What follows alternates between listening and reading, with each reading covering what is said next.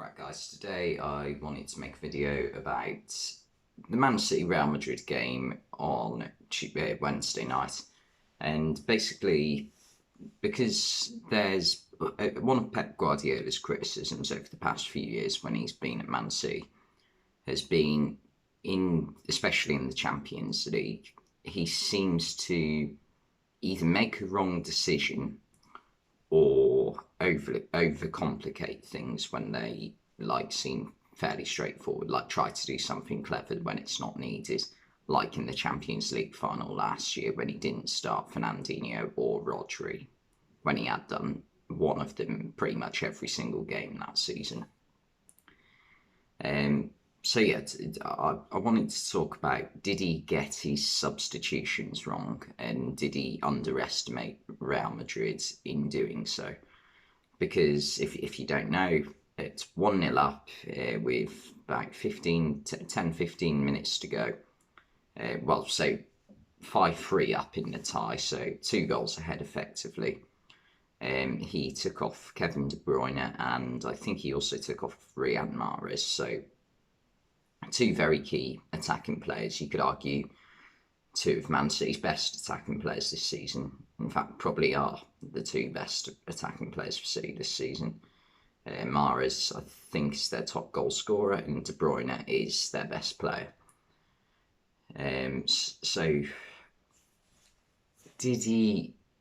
he definitely underestimated Real Madrid. You can't argue with that, because they scored 2, and he thought it was pretty much game over. That's why he took the players off, to save them for Sunday's game against Newcastle, presumably.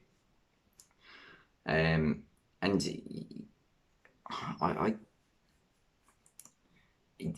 the question really is it a mistake and is it a fault, or is it just like something that's he's done and it's gone against him? Like, should he have been smarter?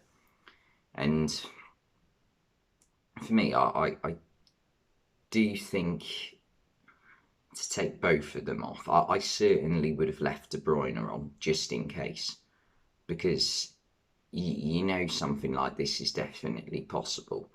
And when it went to extra time, Real Madrid must have known they had a massive advantage with City taking their 2 best attacking players off, you could argue, and replacing them with Jack Grealish, who is a good player, but he doesn't bring to this Man City team what De Bruyne brings.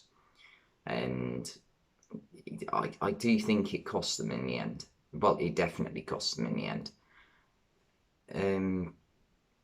So for me, he definitely got it wrong.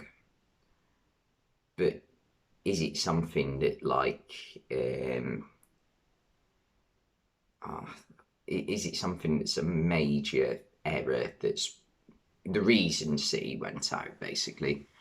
And I partly think it is more down to what happened in the first leg, to be honest.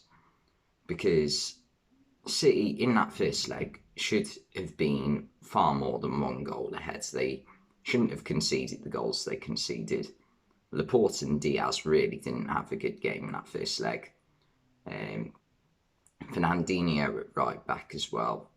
That was a problem, but there wasn't much Pep could do about that. Kyle Walker was injured, and he didn't have anyone else.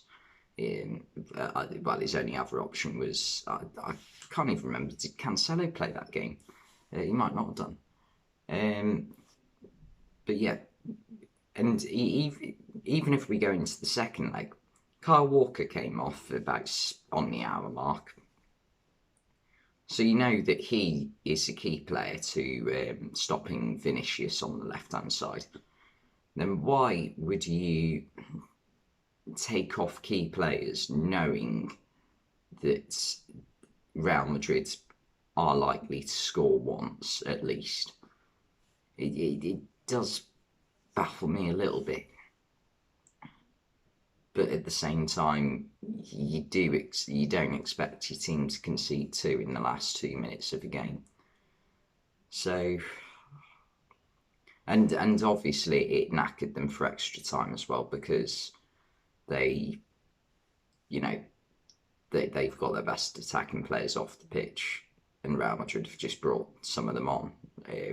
Rodrigo, Camavinga. Camavinga was brilliant, by the way. He completely changed the game.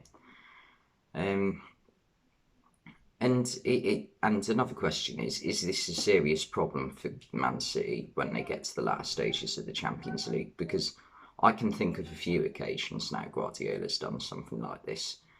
I remember Lyon a couple of years ago when he played a strange formation which resulted in Kevin De Bruyne playing out on the left-hand side, not through the centre. That just seemed like a dodgy decision. Um, I can't remember exactly.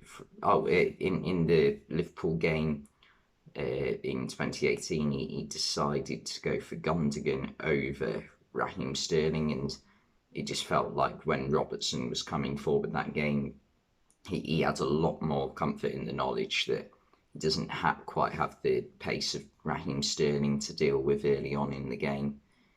Like Gundogan's more of a midfielder. Like I found that really strange as well. He never seemed to do this at Barcelona. I guess partly that's down to the fact that Barcelona's team, their starting 11 was so good, and their bench, there was a massive drop off. So it sort of picked itself for him. And at Bayern Munich, I think you could argue he probably, I don't know to be honest, but he could have probably made the same mistakes there. It's just they're not as well known in England because Bayern Munich aren't an English team, whereas Man City right now are probably the best English team over the past 5 years. Them or Liverpool, isn't it? So yeah, I think City definitely stick with Guardiola because he has built a very good team. But yeah, it is still a bit of a problem though for Man City, I think.